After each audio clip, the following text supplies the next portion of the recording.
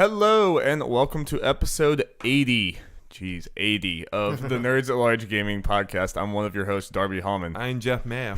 80 is a lot of episodes. Yeah, it felt weird to me when, however long ago it was, when we surpassed the episode count for Frame Trap, Easy Allies Frame Trap. Yeah. I know that's every other week, but still, it feels weird to me. It's still strange, yeah. That we're higher than any podcast we listen to is a little weird. Yeah, and we're coming up on, I think we were talking about it yesterday. I can't remember if we started like at the very beginning of March officially or at the very beginning of February officially. I think it was right before the Switch released, right? So that would be March. Yeah. Mm-hmm. So I think it was like in the February. I can't remember if it was one of our quote unquote test episodes or not that we. Yeah, I think the one that I labeled as episode 1, I think was like March 1st or something like that. It was like at the very beginning of March. So we're coming up on 2 years, which is absurd. That is kind of crazy, but we're still doing it. Still doing this. Well, Jeff, it is 2019. We are officially in 2019, going full force into it. It looks like another insane year for video games.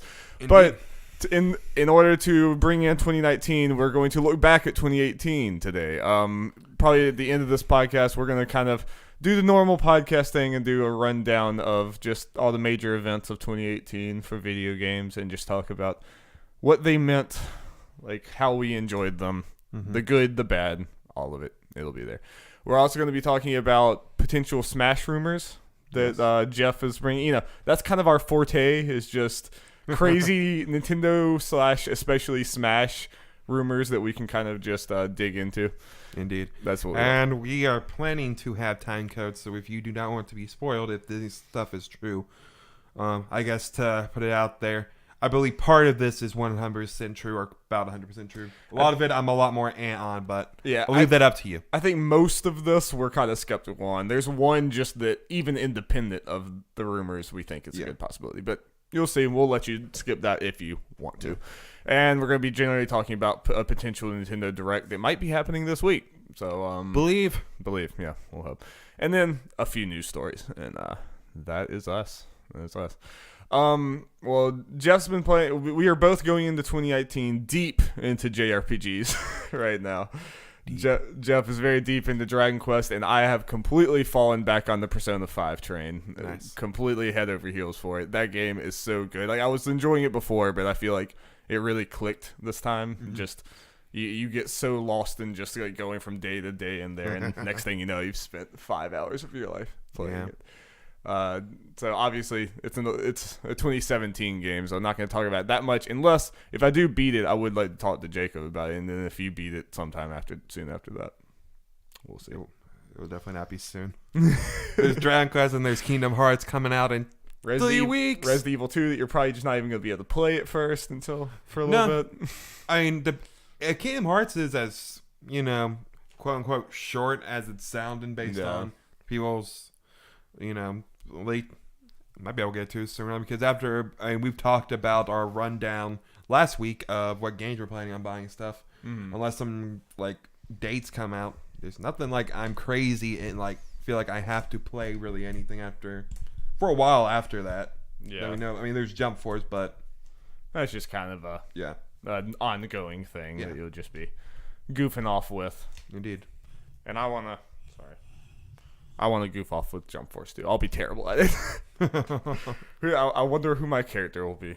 I'll just try. Or your characters are, because you have a team of 3. Oh, it's that kind of thing. Yeah. Well, Yugi, he has a spiky hair I enjoy. I mean, everyone has spiky hair. Spiky hair is what you're going for. I got news for you. This is the game for you. Ooh, wait, there is one thing I do want to talk about. It's not a game I've been playing. I meant to say this last time. I said I was going to, but then I never did. There's actually a book that I've been reading.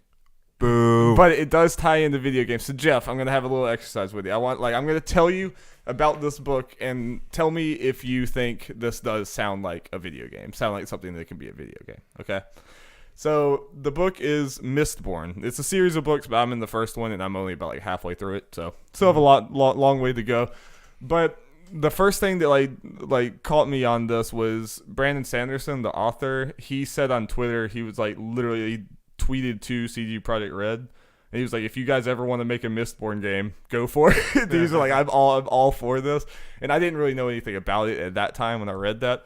But now that I'm reading this book, it really, really feels like it's almost made with video games in mind. So, all right, basically, and it's mostly like the mechanics of the world that make me feel that way. But even the plot line, like in the very basic sense from me just reading halfway of the book, is there's like a overlord person who's seems very corrupt and evil, and he's basically like godlike. Everyone just thinks he's like a god, and like they can't touch him. And there's a guy who wants to take him down for mysterious reasons that you don't completely know. And he has like a gang of people who are trying to do this, including the main character that you're following, who is basically just like a street thief who's just going from job to job, and like so she basically takes this job because she's desperate, and she knows that it's probably gonna fail, and this guy's mysterious, and she doesn't really understand him. She's like, basically, I have nowhere else to go, so I'm going to join this. So even that, just the like taking down a dark overlord with a group of like interesting, wacky characters is definitely a video game like. But the central thing is that you're the main character and this mysterious guy have these powers where they basically they like eat little shards of metal, and there's like 10 different types of metal that they ingest, and after they ingest them, they're able to like burn those metals in their body, and it lets them do different things. So some of the metal will let them like be stronger, so they can like, physically fight people more. There's another one, and this is like the most video gamey one. They burn this, and then they can see like blue lines that trace to people who have like gone different ways. So if someone runs away, they can see like this blue line that like follows them. It's very, very big. There's another one where they can kind of influence people's thoughts if they burn this certain metal. There's another one where they can see someone's actions in the future. So basically, they'll burn it, and the person they're fighting, they'll see what they'll do like a few seconds before they do it. There's like a little ghost version of themselves, like going to punch so they can avoid it. And all of these metals, they have to like worry about like how much they have left on all of them. So they have to like burn them. They have to be conservative with how they're burning like all 10 of these things because they might run out. And that's like kind of that comes into the plot in certain ways. I could just totally see a wheel where you have the 10 10 metals in the thing, and you like go on the wheel and select this one, and you have like a little meter for each of them. It sounds like a video game. Sounds like a shonen manga. Kind of like that too. But it's actually really good. Like when I describe this, it kind of sounds crazy, but like. And it is like, it's not like the most serious thing, but it is like, it kind of like goes back and forth. But it's really cool sci-fi so far. I mean, it's not like the craziest thing I've ever seen, but it's also still being set up a lot of things. But I just thought like, I saw that he's down for a video game, and now that I read this, I'm like, this could absolutely work as a CD Projekt Red video game. It kind of reminds me of the Witcher signs and stuff. But cool book so far. So nice. And I'm here for the Mistborn video game. Here for it. All right. Let's get into the news, Jeff. News jingle. Jingle, jingle, jangle derby. Jingle, jingle, jingle. Jingle, jingle, jingle. Okay, so we're going over the news for the last couple weeks, which isn't much of anything. Yep, it's the new year. People are just now starting to get back into daily life. Yep, but we had a couple things, so we're going to go over them. First thing comes from Colin Stevens from IGN. Atlas has officially teased Persona 5R, which many believe to be an enhanced release of Persona 5. The title was revealed through a brief video following a broadcast of the Persona animation special Dark Sun in Japan. The words Persona 5R are never shown, though. An official website by the name p5r.jp has been attached to the video, suggesting the upcoming title will include this new letter. The teaser showcases Tokyo's Shibuya district, a major location in Persona 5, with screens displaying the Persona 5 icon, following by the message New Projects and 2019. So March 2019. The description of the video clarifies that new information on this title will be coming in March 2019. It is unclear if the new projects referenced in the trailer solely includes Persona 5R or also involves unannounced spin-off games like a possible Persona 5 fighting game similar to Persona 4 Arena. I feel like that is the most likely thing for the new projects, don't you? Like, probably. Yeah. I mean, it could be something completely different, but like the fact that we've already had like Persona 5, there's been more than one, right, fighting game? Or has there only been the arena? There's only there was Persona 4 Arena, then Persona 4 Arena Ultimax, I think. Was that just like an Ultimate Edition or something? Yeah, but I think it was also kind of a sequel. I don't know. And then they had it was Persona 4 is characters are in the BlazBlue cross tag battle thing. Hey, okay, just making sure because I muted that while I was messing with all this, wanted to make sure I'm still. Yeah. So I mean, like that, and they also have like they're obviously not afraid to take Persona in weird directions, as seen with the dancing games. Yeah, though there is a fear from fans, I think understandably, that they're kind of maybe doing too much with the Persona 5. Really. Yeah, because we have the dancing game, we have Persona Q. Mm-hmm. Then potentially just a new updated version of Persona 5, and then potentially we could do a fighting game that could be more steps. Like maybe you're doing a little too much. Yeah, I mean you could get to the point where you're like kind of cheapening the brand just with too many things, especially if they're not all like quality stuff. Oh yeah, also something I wasn't mentioned in this, or at least the part I took out. But a very interesting thing about the trailer is it started with the PlayStation logo. Yes, which had people up in a tizzy. Yeah, mostly, obviously, if you haven't paid attention to this, that's mostly because we want this thing on Switch. Everyone wants it on Switch. And Joker's at Smash, so it makes you think, okay, this is happening. Yeah. And I definitely, I think that that doesn't necessarily mean it's not coming to Switch. No. It could just mean that maybe these side projects are all coming to just PlayStation, or just that PlayStation has the central marketing to it. I mean, I don't think just because that logo's there necessarily means that. Oh yeah, I might be completely wrong on this, but I think I read this on Rosetta or something. That I think someone mentioned that the Sony might have ownership or at least partial ownership over the animation studio doing Persona 5 animation. I think I saw that. That might be completely wrong, but if that is the case, that would explain why Sony's logo is is the one featured there. Yeah, I mean, I think it is slightly concerning, but I don't think it's like a definite you know, this is people that are on both sides are kind of forgetting too much. People are too doom and gloom about, oh, there's no Switch version. I'm not buying this. I'm not even buying Joker and Smash. Blah blah blah. Or buying Smash. Yeah. Or whatever. And then there's some people that are just taking joy for some reason in this not coming to the Switch if it doesn't. Okay. People are weird. That's weird. But yeah, I think we're at least getting the enhanced version or whatever that's going to be, and I think it coming to PS4 and Switch. I know people were talking about it being Switch exclusive, but honestly, if we're thinking about it from a just kind of a business standpoint and everything, there's really no reason to keep it off the PS4. So I mean, it's still the thing with the biggest install base. It's what it's been selling on for. I mean, and it's already on the PS4, so that would take less work to do. Yeah, and there'll be people who will upgrade, like basically switch over. This is kind of a question for someone who's maybe a little bit ignorant to this. What is normally included? Like, what was included in Golden? Like, what was the new stuff? I can't say everything, but the main thing was, well, for one thing, what made people like Golden is the fact it's portable because it was on the Vita and all that stuff.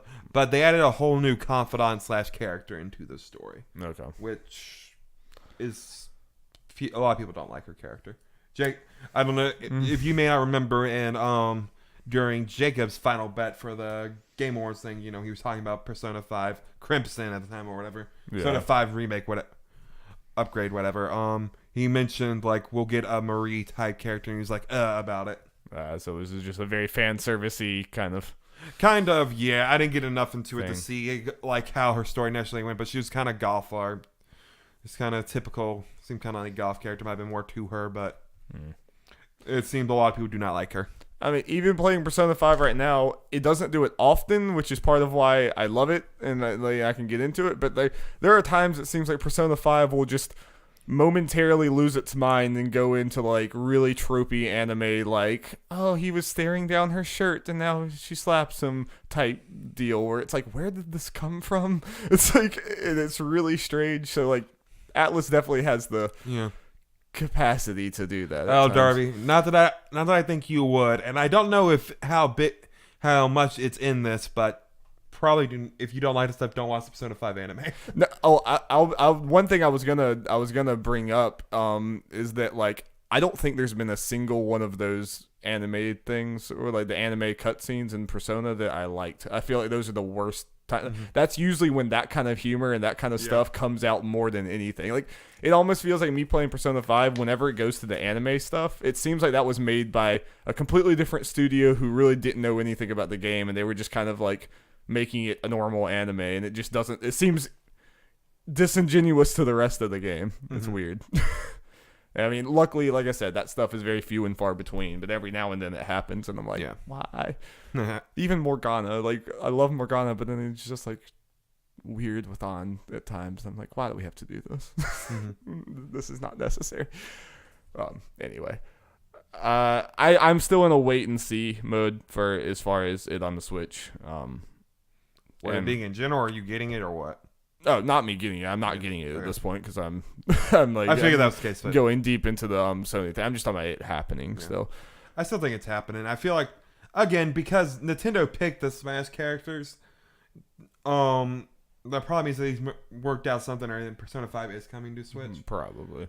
And we saw how good Persona 4 Golden went. So it being portable makes sense. It also makes sense to keep it on the PlayStation 4 as well. Yeah. Saying it has to be Switch exclusive, but yeah.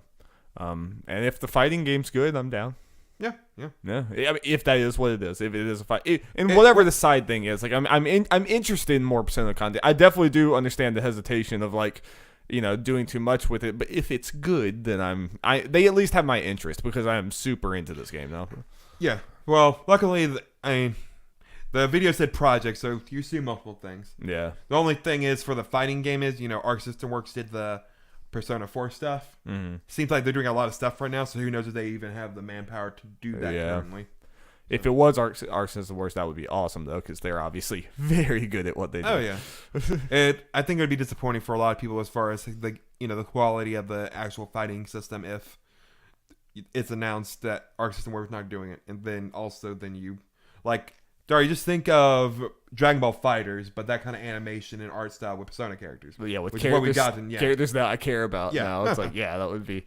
I mean, because I even, like, Dragon Ball Fighters, and I told you that I played the demo for Cross Tag Battle. Yeah. I obviously don't care about really any of those characters. There is a Persona character there, but I didn't play P4.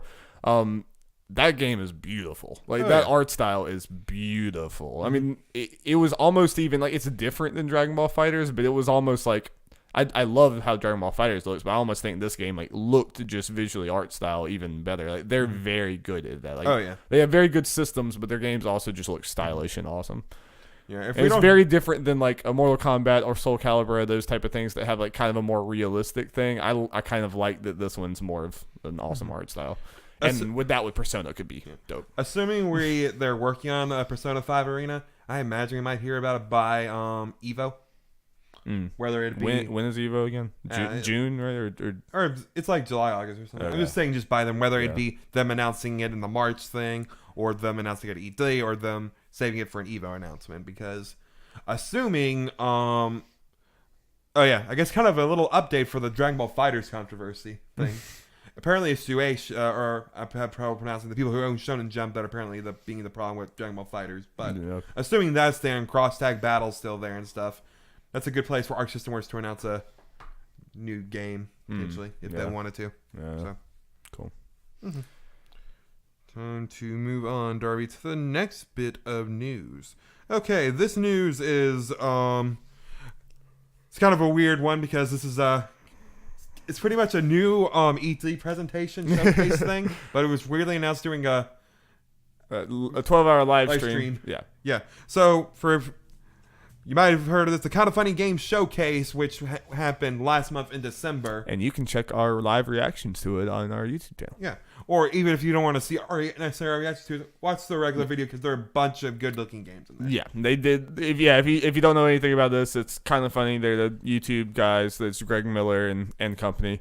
And they did basically...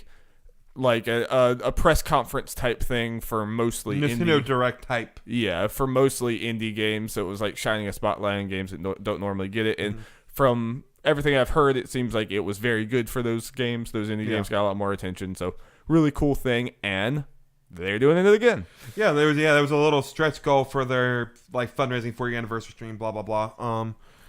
But it was very low on the thing, like I mentioned to you yesterday. So they were planning on doing this. They knew they were going to get to that goal. Absolutely. So they got to the goal. So they are going to have another one around E3. Greg Miller on his Twitter has already called out to in-devs like, hey, if you want to do this, announce a game during E3 or whatever, you want to do a showcase, let them know. Yeah. Which makes me talk about what we're thinking this could mean as far as like, I guess, how the presentation could change between. Yeah, I'm definitely like, I think they'll keep the like spirit of this the same. Like I imagine they'll still do the VOD or like they'll they'll do the pre-recorded. They have no reason to change what they did because that's part of the reason people liked it so much and they like the way it was done. And I mean, I wonder how if they'll like increase the length or they'll like keep it the same and just have more. But I imagine it's going to be a little more selective because now they have something to show people and be like, look, this looks good. I at least hope they'll still keep a big focus of it on like still these smaller games. But I do have to imagine they'll have like at this one they had Judgment, like Judge Eyes in Japan, that was Judgment, and they had the Yakuza team. Yeah, they had the English voice acting and the American basically reveal for that game. Very good announcement for that. Yes, and the final episode of the final season of Telltale's The Walking the next episode, it's the next to last. Okay. I think it's 4 episodes. Yeah. Okay, I thought it was the last one. They had that announcement, so those are two big announcements. But I have to imagine for this one, it's going to be around E3 time. Like they're gonna have some other big things. I have to imagine. Because like you said, they have something to show now. Like, hey, this is it. This is what we did. This is the way we want to do this. These are the kind of games we had, and they can show them the numbers now with the views, and maybe show them the Twitch views from the stream and all that kind of stuff. And just how professional it looked. Yeah, and then you have people like Sega who's involved in this, which I imagine they were happy with how it went for Judgment. I at least hope so. Yeah. So. They probably won't get like a big giant Sega announcement because that if there was one, Sega would probably have that during Microsoft's thing or Nintendo's, depending what it was. The Sonic movie too. Yeah. No, but something like a smaller thing. Even if they had another Judgment thing to announce, it could be there if it's a smaller thing. And like, I don't expect anything like a Valkyria Chronicles type game, like size game could be there. Not even from Sega, from other ones like maybe Bandai Namco and that kind of stuff. Because I think they mentioned there were some bigger developers, but obviously people were a little hesitant with all the. Ooh, yeah, I want to call this now. There will be some THQ Nordic announcement there. Oh yeah, I saw something on Twitter. Doesn't mean anything. One of the guys apparently who works on the studio who does the Lego games, like Lego DC Supervillains, mentioned like, hey, we might have something. That's cool. I think I saw that on Twitter. So. That's cool. They'll put Greg in that game too. Like he's already in that game. They'll put Greg. Like they'll make the model of Greg, like the Lego model of Greg. Unfortunately, I don't think they could do something like shirtless arachnid man. That might be crossing shirtless arachnid person. Jeff. Person. Sorry. I think that might cross a little weird copyright things if they try to put a spoof on a Marvel character. They could just put game. Greg. Just Greg. Yeah. Put Porty. Greg and Porty. But yeah, I'm excited to see what this does. Luckily, instead of having like two and a half months, or whatever the hell they had to plan this together, they now have 5 months, and they know what they want to do with this. They now know. Yeah, they have experience with it. So. It's definitely stressful. Though, I did think they were going to have a year to plan for it because I just assumed that the next one they would be doing would be PSX next year. Or that time next year, and it's still like maybe they'll do 2 this year, or maybe this will just be the only one. I don't know, but I feel like if they do one for this like the same time as the last one in December, it partly depends on how this one goes. Yeah, and everything, and I guess it also partly depends if Sony goes ahead and announces a PSX to me, like, okay guys, there's a PSX stuff. we're gonna peace for a little bit, or they just get so good. But it's cool. I do wonder 4 years from now, what is this show? Like, is this still happening? Has it grown a lot? Is it a staple of the E3 time / December time? I can see. I mean, they've mentioned that this thing continues and becomes like a kind of a bigger thing. they probably will have sponsors and stuff. I just As hope they should. There's a lot of work they put into. I just hope they, keep the whole. They're supposed to be like for the developers, like indie developer stuff in mind. Have a couple bigger announcements, but I think the way they did it is good. We're mostly indies, and then you kind of like end it with begin and end it with. Okay, they began with Super Meat Boy, if I remember right. That's a pretty big, and it's indie but big. And then like you just have a few. Hopefully, if they can get this kind of stuff, they open with something really big, have like a bigger two thing in the middle, and then end with another big. And I think we both talked about it. Like I think probably the smartest move for them, just timing wise, and for them because they do like a lot of E3 coverage. Also, would potentially be like before E3 starts, like maybe a day or two before. All they said is around E3, and that makes sense considering they need to see like what everyone else's schedule is. Yeah, and I feel like that would be better for the indie games because if you go after all the other conferences, like it's not going to be talked. I kind of hope. Much. I'm sure it's kind of they're trying to figure out thing. I kind of hope on the kind of funny games daily, the next week or two, someone may ask them, like, hey, when exactly are you planning on doing this? Like. Around anything, like at least like what are you looking at? Yeah, they're usually pretty open about their process of doing things, unless it's something they want to announce. I imagine they're thinking like kind of like we are, just having it a little before. So the spotlight will be on those indie games at least a little because if they definitely can't do it in the middle of it because even from a standpoint of like their schedule, they're gonna be busy as hell at that point. And if you do it after, everyone's still gonna be focusing on so.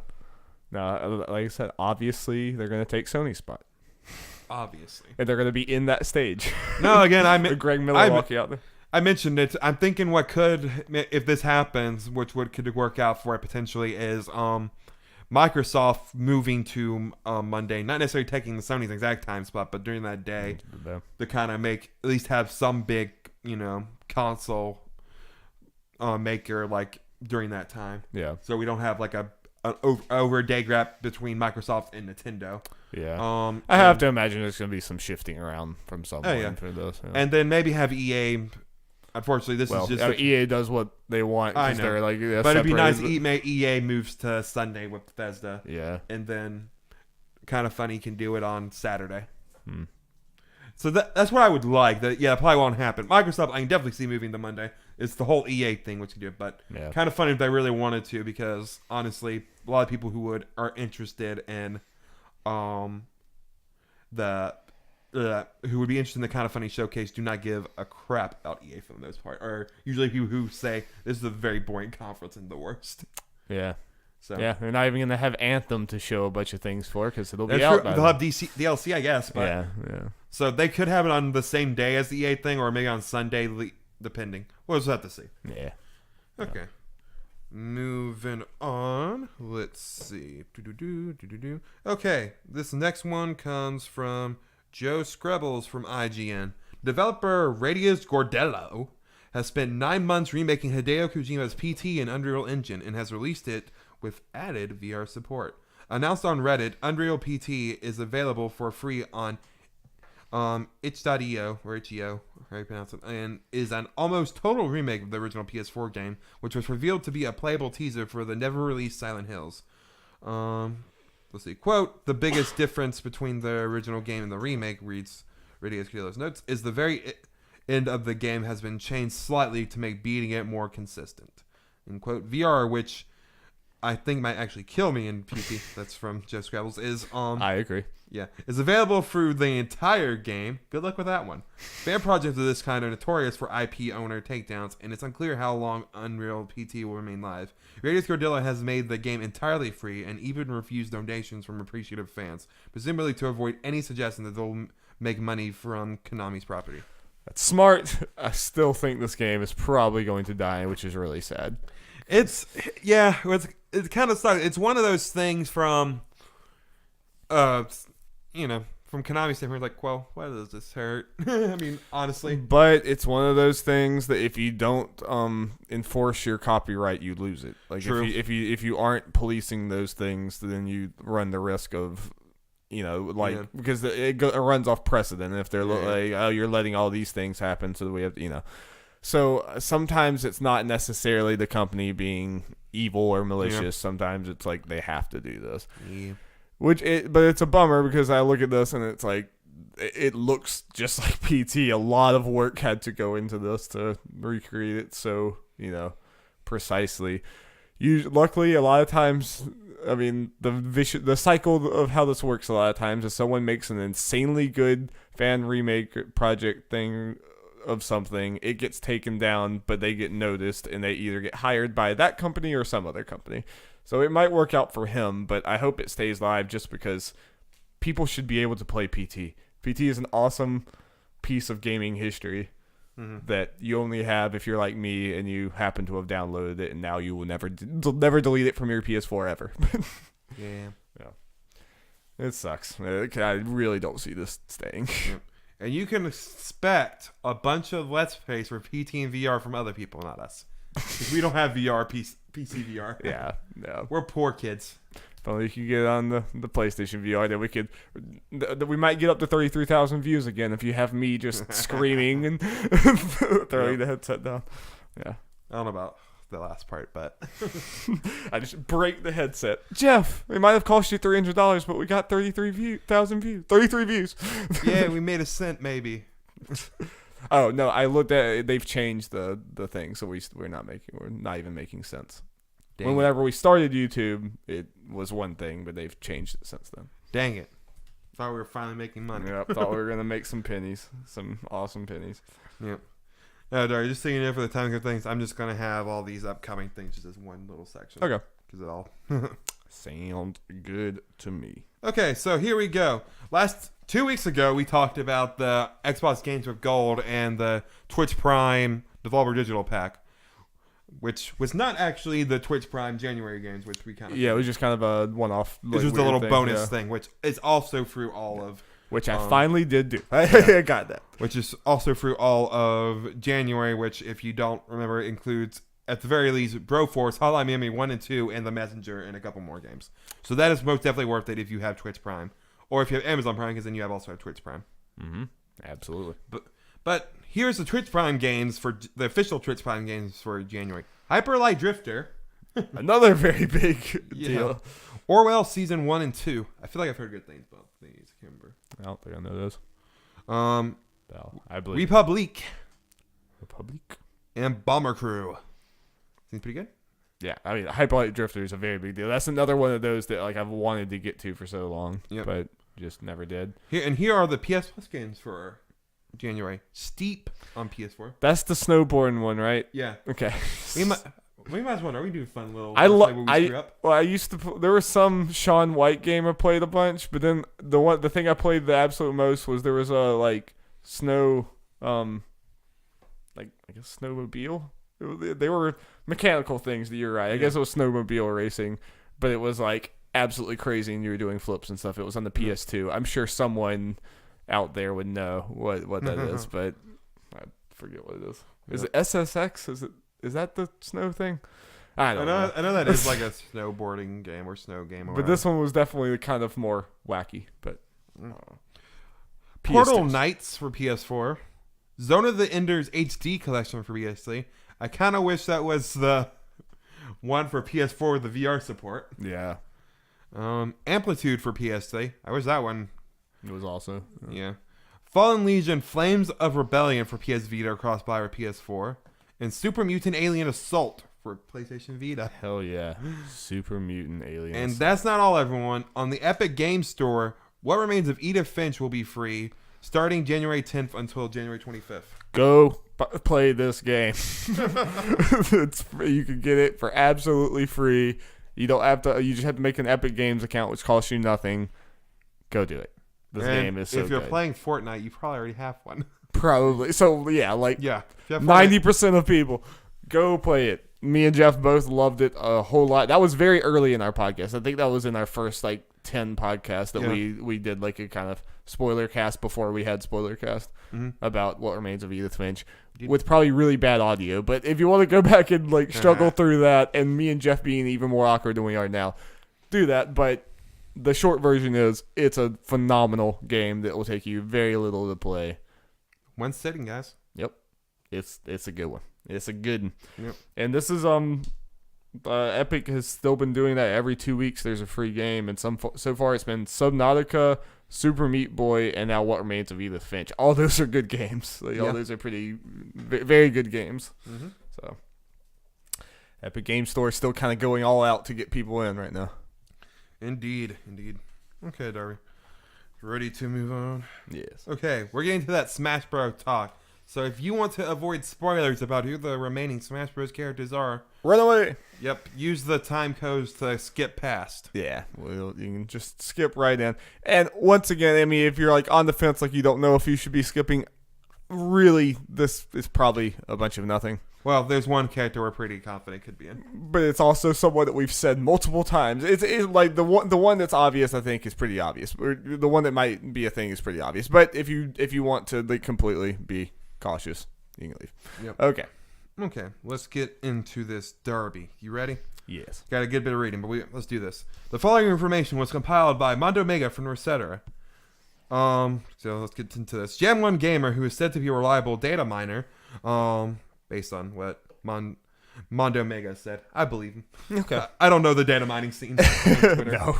I definitely don't. Said on Twitter that there are code names of upcoming DLC characters within the game's code. These code names are Pakun, Jack, and Brave. Pakun is referring to Piranha Plant, as its Japanese name is Pakun Flower.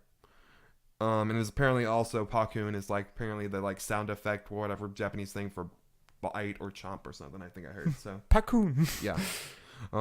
Jack is likely referring to Joker. This Jack code name could be referring to Alice's mascot Jack Frost, or referring to the Jacks in a card deck because Joker, Jack, in the card decks. Yeah. Either one works. Yeah. Brave is the most interesting one of the bunch. While nothing is 100%, the most likely character seems to be a Dragon Quest hero, likely Erdrick, the hero of Dragon Quest 3. The hero class in Dragon Quest is referred to as Yusha in Japan, which likely translates to Brave. And this is Jeff. And the person who brought this is Rice from Resetera. Okay. So that I think that is the one that we're thinking sounds pretty plausible. Yeah. Well, I mean, Brave could mean a lot of other things, but yeah. But I think we've discussed many times that a Dragon Quest rep, if Square cooperates, like if that part is really the only obstacle I see, because if Square would allow it, I feel like it's a 100%. Like you would want Dragon Quest in this game. Yep. I know some people in America be like, or like, that's not big enough. Just remember, in Japan, it's like the biggest thing ever. It's like bigger than Mario. There are a bunch of people that cut schoolwork, whenever a Dragon Quest game releases. It's just a big thing in Japan. Yeah, and like I'm someone who never played Dragon Quest or whatever, but I would understand how big of a deal this is, and it would just add another one on there that you have like Final Fantasy, Persona, Castlevania, now Dragon Quest, Mega Man, Pac-Man, Mario. It's like unreal. Metal Gear Solid. Now, not all as far as the data mining stuff goes, Darby. Twitter user Mizumi found some basic information about all these DLC characters. And please know this could just be placeholder data. Okay. Joker is apparently a fairly light character with the same weight as Peach and Daisy. Brave is around as heavy as Cloud. Piranha Plant is apparently considered a large character / heavy character. That pot weighs a lot, man. Yeah. Joker's run speed is fairly fast between Mewtwo, Charizard, and Ridley. I think also someone who compared speed stats, and this would make Joker, with the speed set that's on there, like about the 9th fastest character in the game. I'm liking Joker so far. Brave is around as fast as Young Link, and Piranha Plant seems to be slightly slower than Brave. All this stuff seems to... Alright, let's go on. Joker can wall jump and has a rapid jab. That makes sense. And Brave has... neither of these two abilities. So based on what we know of the speed stats connected to the code name Jack, that makes us more reason to believe that it is Joker. Yeah. There's all that stuff I named, the jabs, the wall jumps, the being fast. That makes sense for Joker. Yeah, I agree. And as far as Brave being a Dragon Quest character, while those stats aren't much of anything to really go off, those are stats when you think about, okay, these can make sense for Dragon Quest hero when you have those in mind. A kind of general sword fighter. Yeah. Too. It could mean it could work for a lot of characters. Again, yeah, that's what I do feel like there are I think this is fine to be going down. I think that like those two things combined together make a decent case, but also with a lot of these, just with like the stat stuff about them, I feel like we could probably make that into a lot of different characters. We could probably have any sword person and be like, yeah, that sounds about right. Yeah. But both of those together, I think. Oh yeah. If we said the stats, I'd be like, yeah, that could be it. You're right. Yeah, just with the mindset of it being a Dragon Quest thing, like, okay, these stats can fall in line. Yeah. Now, here's some weird things get interesting, Darby. This all about to read comes from an article written by Daniel Arshad Khan from Gear Nuke. And if you haven't heard about that site before, neither way. Nope. That's why grain of salt. Nope. A new supposed series Mistborn's Ultimate Character DLC leak has surfaced that lists some interesting additions to the roster. We previously covered a supposed roster leak that claimed characters like Hiachi from Tekken, Steve from Minecraft, Rayman from Rayman, and Edric from Dragon Quest XI were slated for Super Smash Bros. Ultimate for 2019. The credibility of that leak was strengthened by the included comments on the Grand Blue Fantasy versus Fighting Game Arc System work that was announced days later. This new leak comes from the same source, i.e. 5channel, which is kind of the 4chan equivalent in Japan, and interestingly predates the prior leak. The leak states Persona 5R will release in the first half of 2019. Atlas teased Persona 5R just a few days ago, claiming new information from March. It also claimed Edric from Dragon Quest series was headed to the game with and Lucia from Dragon Quest X, and the Dragon Quest XI protagonist to be available as palette swaps. The leak states Dragon Quest XI's and more Dragon Quest games will be released in 2019 for the Switch, with Nintendo publishing 11S themselves. Erdrick's chances of inclusion as a DLC character are really strong right now. Ryu Habasa from the Ninja Gaiden series was also suggested. The post claims that there's a Ninja Gaiden 30th anniversary project in development with a new game planned for 2019, although the leaker isn't sure if it's a new game or a remaster of some sort. Steve from Minecraft is also mentioned and slated to be announced at E3 2019. Steve will have Alex and Master Chief as palette swaps, and just so you know, Alex is the female equivalent of Steve in Minecraft. Okay, yeah. Steve was originally planned for the main roster, but will now be released later to promote DLC for Minecraft Dungeons. Finally, Marine, aka Doom Guy, is the first character listed and expected to be announced at E3 2019. Doom Guy will have his Doom 64 attire as a palette swap, is intended to be a promotion for Doom Eternal.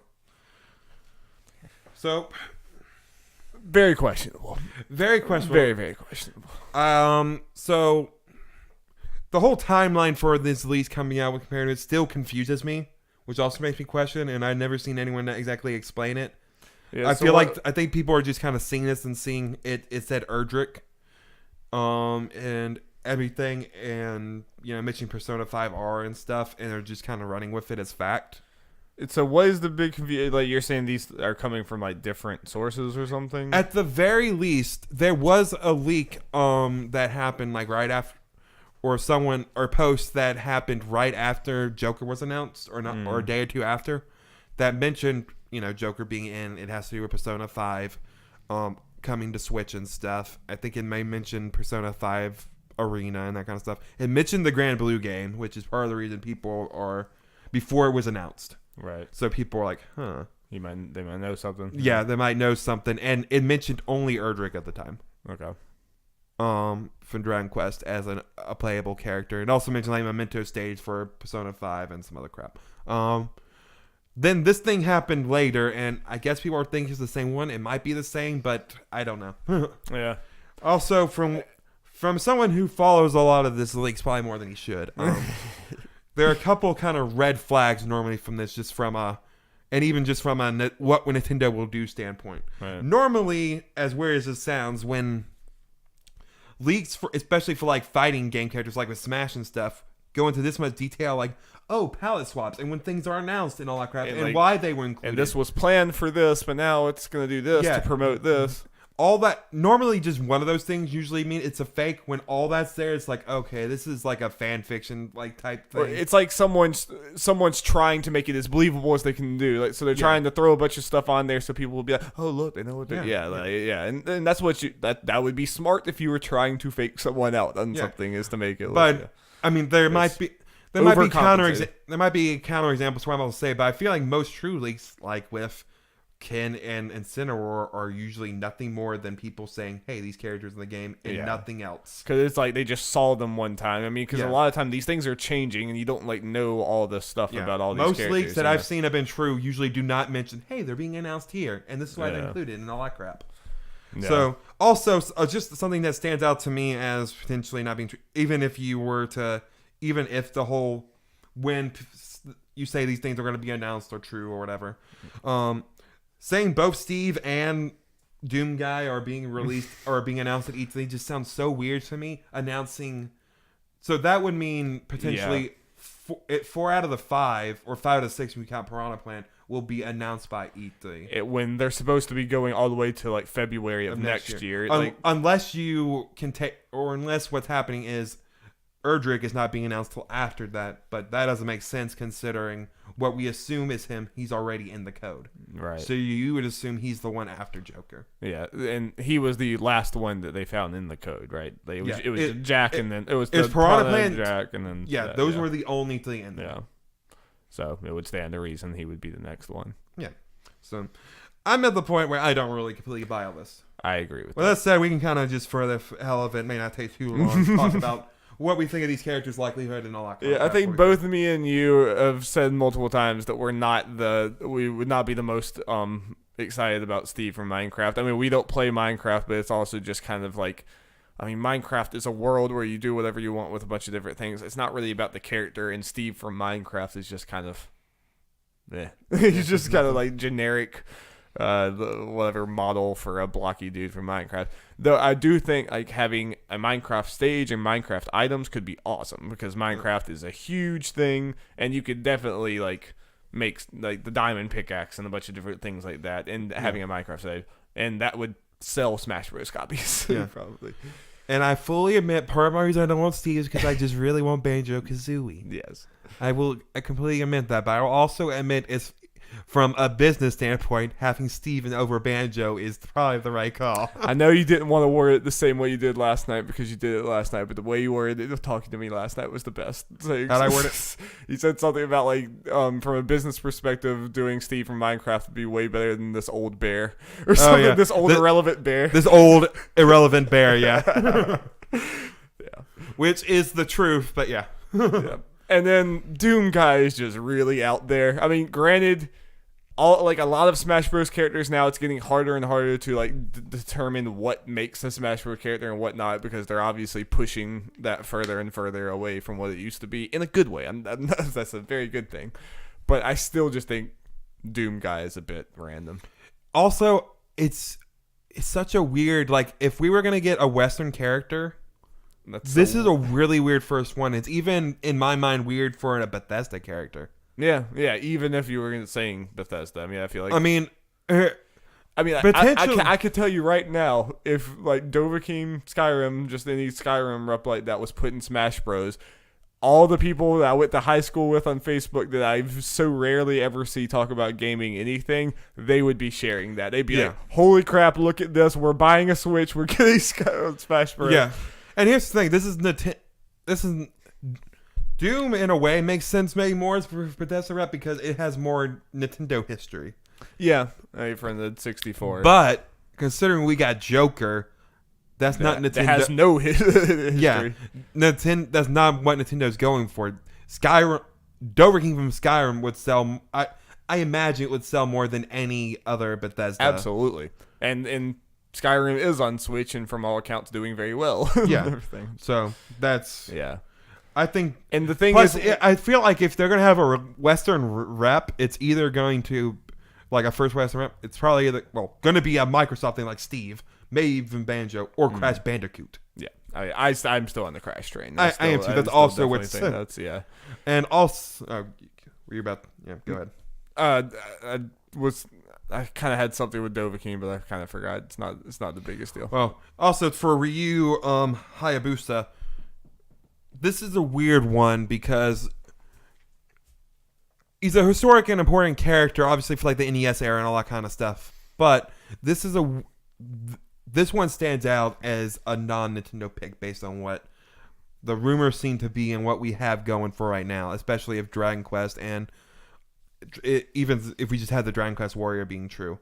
because if this was Sakurai picking the DLC, I'd buy Ryu. Yeah, 100%. this is Nintendo picking. This is the it. Ninja Gaiden guy, right? Yeah. The guy just mentioned it. And even though I'm talking about Banjo, Ryu, I would argue is irrelevant too. Yeah, but didn't you say there's potentially a Ninja Gaiden game coming out or something? This came from this rumor. That's what I'm talking about. Okay, the only thing is coming from but this I mean, rumor. then again, I feel like we get in a rabbit hole that maybe is not that close to reality when we're always being like, well, does this make sense to promote a game coming out? Like, I feel like that's not always the case. I mean, I think it definitely is probably a factor, and it's going to be a factor in some of these choices. Oh, but I don't agree. necessarily. No, I'm just saying, not even from a promoting the game game standpoint, just reuse is kind of a weird pick from a Nintendo picking this stuff standpoint. Yeah. Yeah. Again, if this was Sakurai, I'd be like, okay, buy it. Now, Dari, here's an interesting thing people have brought up. Look, obviously, if Eldrick is announced next, we're not going to buy this whole rumor because we're expecting him anyway. The reason to believe he's in is we believe he's in no matter how this. And you and I have been talking about. I think he's a front runner. We've been talking about that for months. If Square cooperates. Well, plus the reason to believe he's in you take out this thing with this league characters, you have reason to believe Eldrick's in anyway. Yeah. You would still be talking about him probably being in even without this leak with the whole 5 characters. We would be, yeah. It would just always again be like the caveat of Square. But so which of these characters have to be announced, if any, after Eldrick would make you okay? This leak's real. I imagine if Doomslayer's announced, you'll be like, okay, this is probably if Doom real. Guy, then I start to think that this might be. This is the way I'm looking at it. There's a tier to this. If Steve announced, I still don't completely buy this. It definitely gets more like Edric does nothing for the credibility of this. Steve Guy does a little bit, and Doom Guy is like a lot. It's like a tier. It's like Steve's like, okay, but like we'll look at this a little more, especially if they show Master Chief as a skin. Yeah, which was part of that, yeah. Then I'll be like, okay. If it's Ryu, I'd be like, okay. But yeah, even taking away the arguments it's had, there's reason to potentially do that from a historic standpoint. Yeah. If it's Doom Guy, I'm like, okay, this thing's just real. This thing might be real. Yeah. But based on this leak, we'll know by E3 because apparently Steve and Doom Guy are being announced. Which also, I don't believe they're going to announce both those at once. Yeah. Especially if they're going to February. Since they only have 5 and they're already saying it's going to be that long. Unless they just announce them and they're like, hey, Doom Guy's going to be a very long time from now. Like we're revealing him here and maybe we're not even showing gameplay, kind of like what they did with Joker. But I feel like they don't need to show 2 people, especially if one of them's Steve. Yeah. That's all they need to do. That's all they need to do. Doom Guy's going to be a little drowned out probably by Steve. Also, something that kind of stands out to me also is saying that Steve was planned for the main roster but held till later. Yeah, and that's also like part of why we thought that's also one of those things where it's like people try to put this to make it sound almost more like you're talking too much. Like you're just straight saying. I feel like he's saying. The fact he's saying all this much makes it less believable. And part of what made us think it's maybe more likely now with DLC to have the Banjo type character that's owned by Microsoft is that a lot of the design documents and everything and the choices for Smash was made before Xbox and Nintendo started being more buddy-buddy. These DLCs actually have a chance of being real things or whatever. So like I don't think that Steve from Minecraft would have been, potentially up on that. I just remembered something that kind of maybe killed this leak. Sakurai said once the design documents were done in late 2015, early 2016, once he decided the characters, nothing changed.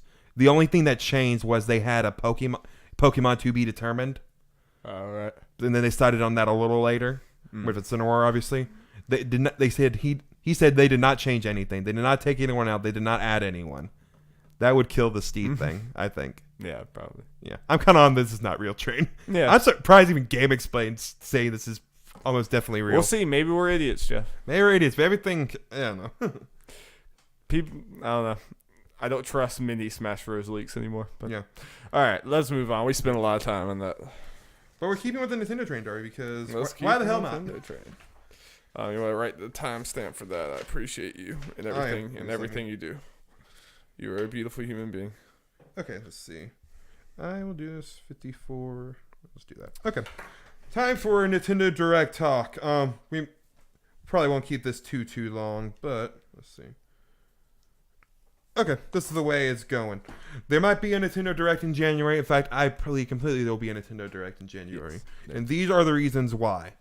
There's not been a general direct since September, so it's been about 4 months. So it's about time. Correct. Nintendo has normally had a direct of some kind in January, besides in 2016 when they were dead. Yeah, when the Wii U was dead and they were prepping up for the Switch. So that whole year technically doesn't count. They didn't do much. They were just like, here's Star Fox Zero, bye.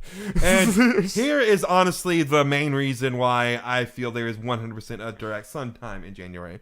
There is no confirmed date for any Nintendo game after New Super Mario Bros. U Deluxe, which comes out this upcoming Friday, January 11th. It's kind of funny.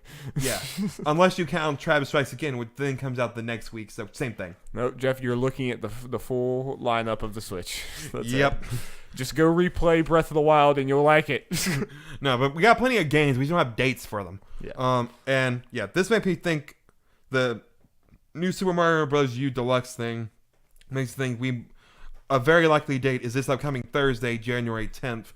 Partly so, people always if they get past Super Mario Bros. U and they don't have anything, people will just freak out or blah blah blah. Yeah. Also, having it there, they can do one final thing with that saying, hey, this is coming out tomorrow. Right. New Mario game. Get hyped. Yeah, I think that makes sense. Yeah.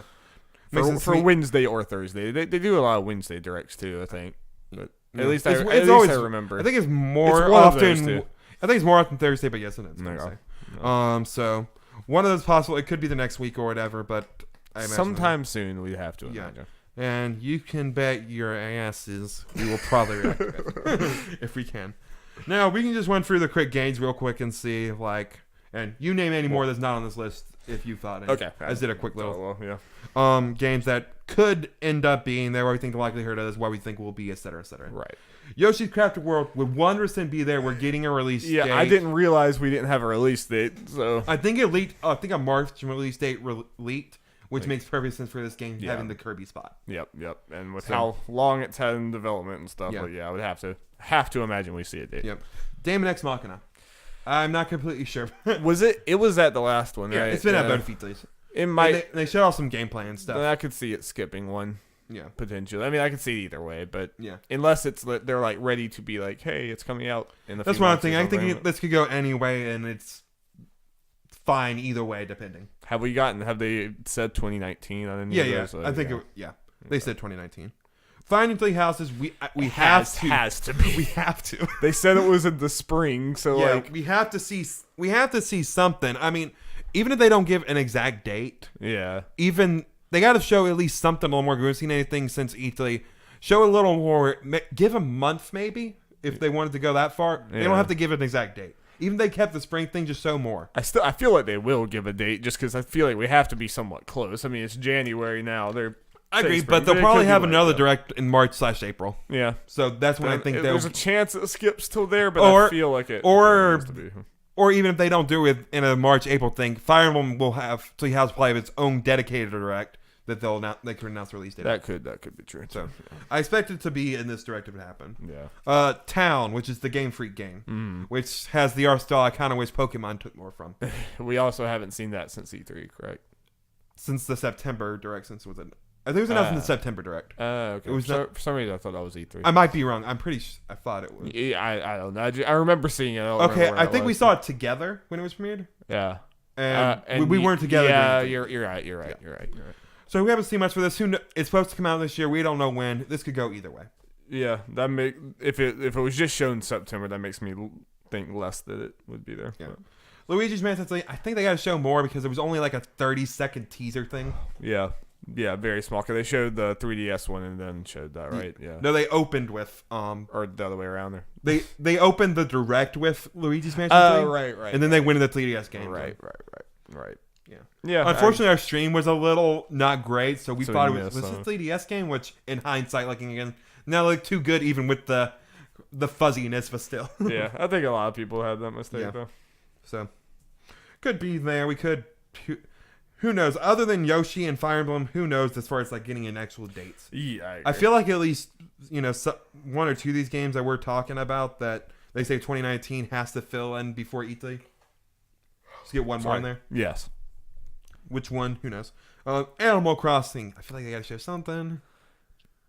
Maybe. I mean, like, I could see an Animal Crossing Direct where, like, we are talking about this game for 40 straight minutes. I mean, like, so I could, like, if they don't have something like that, then yeah, but I could even see that waiting until March, though. I'm actually leaning on not seeing it. Which, though, there's one thing to keep in mind. There is a rumor that this is coming out fairly soon. Like, March, April-ish. If that's the case, then yeah, but... Yeah. Yeah. I guess we'll have to see. If it's not coming out soon, then I could see not seeing it. But we will just have to see. Marvel Ultimate Alliance 3. I feel like this. It was just shown. I feel like this. I think like it can be shown even if it's not much of anything, just to reinstate. Hey, we got an exclusive Marvel game. Maybe show like another new character or something. I at least don't see it being much because. Oh yeah, I definitely don't think much, but showing a little something to reinstate to the fans. Hey, this is ours. We better see a good bit for this next one. Metroid Prime 4. I don't know why I put 3 there. But yeah, show us Metroid Prime 3. Do it, Nintendo, you cowards. It's not even a remake. We're just showing you the game. Like, how great is this game? I mean, well, speaking of stuff that I put on the list, Metroid Prime ports. Yeah, the trilogy port could absolutely be something that coincides with with Metroid Prime 4. I feel like they gotta show Metroid Prime 4. It's been too long. And it's been over a year and a half. And we've heard nothing. We have we have the title screen. That's it. Like we need something more. Even this like 2-minute clip of gameplay. And yeah, even if you don't have put any sort of release thing on it, just show us the game. Show us how the game. What they need to do. What they need to do to make most people happy, I believe, is have a trailer. They can have a little CGI on it, but gameplay has to be involved. I agree. In some way, shape, or form, and just have 2019 at the end. Yeah, that's all you need. That's fine. They did say 2019 at the E3 reveal, didn't they? Or did they? They said nothing. Okay. They said now in development. I still have to imagine that's 2019, but maybe it's not. No. Yeah. Next, Bayonetta 3. I'm like, it could be there, it could not be. This is one like it could go either way. It's hard to know how long that's actually been in development. I mean, it was announced at the Game Awards 2017. Yeah. But I feel like that was just kind of partly announced to help promote Bayonetta 1 and 2 on Switch. Yeah. I agree. It was just and one more thing, Yeah. Reggie likes to be there with Jeff Keighley and be like, "Oh, that's not it." Boom. Yeah. Pikmin 4. This game has been technically confirmed forever ago by Mr. Miyamoto and not heard from really since. I know literally nothing about Pikmin 4. Like, I don't know the first thing about it when it was talked about what it is. It has a long time ago. It has little colorful dudes in it, I imagine. Yeah. Unless they're just really changing up the formula. I don't know. I'm pretty sure Miyamoto said Pikmin 4. I might be wrong. I think he said Pikmin 4 was in development back when the Wii U was still a thing. Wow. So people are understandably wondering, where the hell is it? When was the last Pikmin game? Besides that, hey Pikmin, whatever. It was on Wii U. I can't remember what year. Okay. Pikmin 3 was on Wii U. So people are wondering, where the hell is this game? I need my Alf and Oliver. All of my Alfs. So yeah, Retro's game, whether it's the Star Fox thing or not. Yeah. I feel like that could be one of the big things at this. Yeah, I feel like they need to have I mean, normally these would at least have 1 or 2 like kind of biggest game announcements. Big new announcements, yeah. Yeah. I feel like the retro game thing would be a good thing. Because as we've seen, like, people might be thinking, oh, they could announce that at E3. I feel like the last couple of years, they have not been announcing stuff at E3 normally. It's usually been the other directs. Yeah. At least as far as their big games. They've been focusing on a game. Yeah, it's usually they announce their bigger games outside of E3, and then they announce, hey, we're going to be focusing, so we're going to be talking about this game at E3 to get people hyped. Like, normally it's like Daemon X Machina type games that have been announced. So, do you feel like this is a good spot for Retro to do that? I think so. Do you also... I think this is a good game unless they have something else where we have nothing about. I mean, do you feel confident about it being that Star Fox Racing thing? Or I think so. I think there was too much smoke. There was too many, like, very respected people saying, like, this is a thing. And from what I can see, and even though, understandably, people aren't talking about it much, I feel like whenever it's kind of brought up, people are still like, no, it's still happening, but we just haven't heard about it, which... Yeah. Even those people, I don't even think the people that were kind of talking / leaking it were saying it was happening anytime, or the announcement was happening soon. It just got leaked. It got leaked right before E3, so that just made us think that it was probably that. Which that's more on us than. It is going to be kind of funny if there just is not a good Star Fox game for like 15 years, and then the first good Star Fox game is a racing. It could very well happen. But if it's a good game, whatever. Who can? But yeah, I think this game is a good like one more thing on barring they don't do like a Smash character thing, or it could be a way to open the direct. Yeah, in some way to just be a bit. New 2D Zelda. Yeah, you know more about this, but you said that pattern-wise it makes sense. Pattern-wise, it makes sense. Normally, they have like multiple teams working on Zeldas. Usually, one working on the 3D Zeldas and one working on a 2D Zelda. We have not gotten a 2D Zelda since Link Between Worlds, which I think was like 2013 or something like that. Wow. So it's been a while. I might be wrong. It was like 2014 at the latest, I think. But so it's been a while. People are hankering for more Zelda in general. People still really enjoy the 2D Zelda games. Obviously, Link Between Worlds is great. So I'm looking forward to her, hoping maybe we'll get something like that. If not, like a Breath of the Wild 2 thing or a Majora's Mask version of it. Or that'd be pretty sweet. Yeah, just getting Zelda game would be cool. Yeah, of any type. Yeah. I'll take it. Dragon Quest 11S could be. So they recently at least put out some like trailer thing, or at least alluding to it in some way. So I have to feel like maybe they're gearing up for that. But here's the thing about Dragon Quest 11S. I put it here. I think it could be there, but it could be Japanese only. Japanese direct only. Because have they done that before? Where like we get a different. Oh yeah. Like they just insert different things. All the time. Okay. I mean, it's a lot easier to do when you have the video version. They've been multiple times. I mean, because I'll get a bit of zip because obviously the voiceover different. The people talking to us are different in between games. Yeah. Or at least they're saying different things. Obviously, that'd be lame. The language. It's still crazy that this was the game that was announced with the Switch before we knew it was the Switch. It's the first game announced for the NX. Yep. So yeah. So Dory, what other things do you think would happen? Think we could get like a new Mario game? Could get that Super Mario Odyssey 2? Probably not if it's Super Mario Bros. U. I don't think so. I think that's still being worked on too much right now. I mean, like I feel like we might be seeing it earlier than we thought because we've had absolutely no Super Mario Odyssey DLC, which is kind of a big surprise. Yeah. So I at least hope that means that they immediately went to work on whatever the sequel is. True. But I think there's historically, I would have to imagine there's historically more time than this in between 3D Mario announcements, right? Like, yeah. Well, even if you can look between Super Mario Galaxy and Galaxy 2, I think it was still 3 years, so it might be next year before we get. I think it's way too soon. Yeah. Couple other things, and then we can move on. Do you think we'll get Smash Bros. News? I don't, just because. Well, okay, let me rephrase that. Not necessarily new character, but like Piranha Plant release date / Joker trailer. Yeah. Not necessarily the DLC character we think is going to happen thing. Those could happen. I think Piranha Plant. I think Piranha Plant release date is for sure. Yeah, especially if you're not going to have another big thing until like March. Yeah. And he's supposed to be out by then. And maybe a Joker gameplay trailer. Yeah, I think the Joker's a little more. That would be awesome. I would love the Joker thing. But I think, Piranha Plant's almost a lock. Because they said it was coming out by February, I think. And I see it being kind of a low-key thing and be like, oh, and here's a little bit of Joker. And it's not like this big, like, oh my God.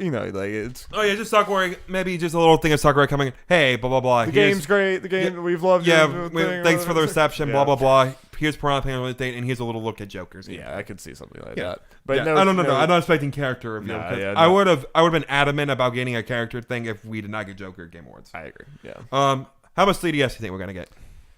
That's my last thing. Yeah, I feel like I mean maybe I feel like we've been slowly getting less and less. Yeah, and there's still going to be some, but I think it's going to be Mario and Luigi Bowser's Story, blah blah blah, is coming out the same day as New Super Mario Bros. U, which is another reason to point to potentially getting a direct so they can promote that one last time. I think there'll be a little, but it'll be mostly towards the beginning, and it'll be done, and it'll be just all Switch for the rest of the time. Fair enough.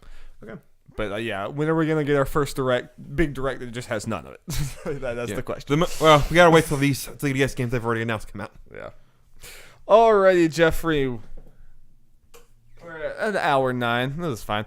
I'm just going to do, I made like a kind of a list of just 2018 in review, a lot of the big things that happened. I missed a lot of stuff, and somewhere in the middle of this podcast, I thought about something that I missed that was big, and then I forgot to write it down, so I forgot it again. So this is an imperfect list, and Jeff can let me know if we missed anything, but I'm kind of just going chronologically. We're just going to talk about these different things and just see how 2018 was for video games, which, spoilers, was very good.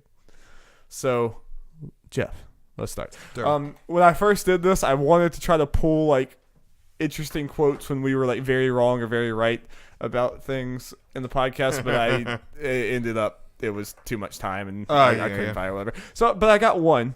I got one from January 8th, episode 34, when Jeff Mayo was talking about PUBG, and he said, "I don't think it's that hard for someone to come up and technically surpass it."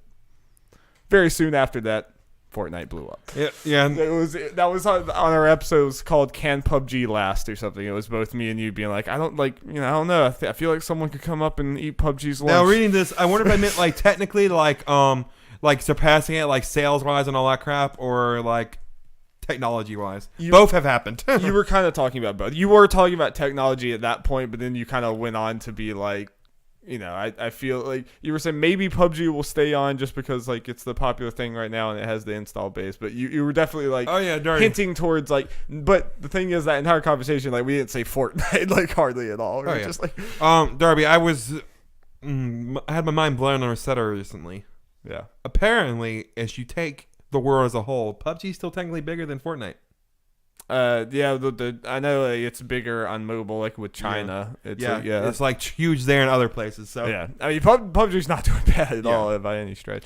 It's just that in America, Fortnite is unquestionably bigger than everything. Yeah, everything. But yeah, PUBG's bigger in China, and man, that's money. It's not American money, but it's money. Why do you think we got all these cliche Hollywood movies? It's China. And Aquaman sold like 500 million in China or something. It like sold so much more in China than any other DC movie has ever done. It's kind of crazy. And there's one that I didn't put down here, but I just heard before I came here. I was listening to our Getting Hyped for 2018 episode, and we were talking about VR stuff because that was like right after you got a PSVR, and you said, and we might be getting the potential PSVR killer app next month with The Inpatient. It's just funny because a boy can dream. He dreamed. All right. So my next one, January 10th, Overwatch League Season 1 begins. Nice. January 17th, Nintendo announces Labo. That was early last year. I kind of forgot how early that was. Yeah, I remember they had the mini direct thing and had the one where the internet went crazy and had all the like flaming chibi robo and stuff. Yeah, I don't know why they had that on there. That was the biggest news of the year. And then they about a week or two later announced Labo, which was smart because people would have raged if that was on there, like a big one more thing. Yeah, but people still rage because Nintendo said outright, "Hey, this is different. This is for children." Blah blah blah. And people raged when it was not made for them. I do kind of remember the reception, the like grown adults being like, "How dare you do? This is trash." Which unfortunately, I don't think Labo is really cool and has its audience. Unfortunately, it hasn't sold as much. But it's one of those things I feel like a lot of people who do have it think is really cool. I think it's really cool tech. I mean, it's a really cool for kids. Like it's a very cool idea that apparently works pretty well, and you can make some crazy things with it. And I know they did that program this year where they put it in 100 schools, like elementary schools and stuff. And I think that's awesome. Yeah, it's really cool. Although I don't completely give up on this I just like that we still have a Nintendo that will be like, and here's some crazy shit that no one else would have ever thought of. Yeah. Like you're making cardboard. There's still people saying, "Oh, Nintendo, this is the year Nintendo made people give them money for just cardboard." It's more than that, but you keep on going with that. That's a very reductive way. Yeah, you keep on going with that narrative. Yeah, it's just an easy joke to make, but it's actually very cool. Yeah. Speaking of what we were talking about before, January 23rd, The Inpatient releases. I have to imagine this is one of your biggest disappointments of the year. It has so much potential. In some ways, it did what I wanted to. Again, a lot of it was not necessarily like the game necessarily the way it played a lot of the time. Yeah, it was just more of just the narrative, and there are, I've mentioned before, some very cool implementations of VR, and I will say much more. Just a game that was like aggressively average. It was just like average / mediocre that had so much promise that it could have lived up to, and it just kind of disappointing because it still had the pieces there where it easily well could have. Yeah, met expectations. Really hoping that narratively, Supermassive gets back on track with Man of Medan. I forgot about that on our 2019. Yeah. Does that have like a release date? Or? I'm pretty sure it's 2019. Okay. Anyway, that's a game we'll probably end in up. better news, 3 days later, January 26th, Dragon Ball FighterZ releases. And Monster Hunter World.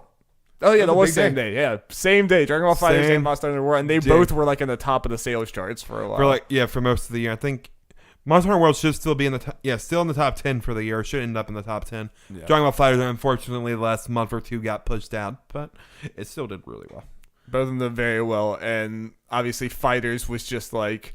it has to be like the best Dragon Ball fighting game we've ever gotten. It's the best Dragon Ball game. It's just like, and anyone who says otherwise is blinded by nostalgia. And that art style is just so good. It was just, and it like seemed like it put a lot of love, like Dragon Ball love, into that. I mean, that's a lot of reason I went through the whole story mode, because I love seeing the characters react to each, like talk to each other and stuff. And I mean, just from looking at it, and just the like smaller roster, but they actually tried to balance the game. That was a disappointment for some people that are used to the 3D arena fighters, which a lot of people also do not really care for, are kind of tired of. To be honest. The fact that this was actually people are upset. Yeah, the smaller ones, there was like a fourth of the size. And this is the type of thing that I feel like we could seem hypocritical, because we're like we don't understand when people want Smash to have a smaller roster, but the difference is Smash, even with a 70-person roster, is pretty balanced. Like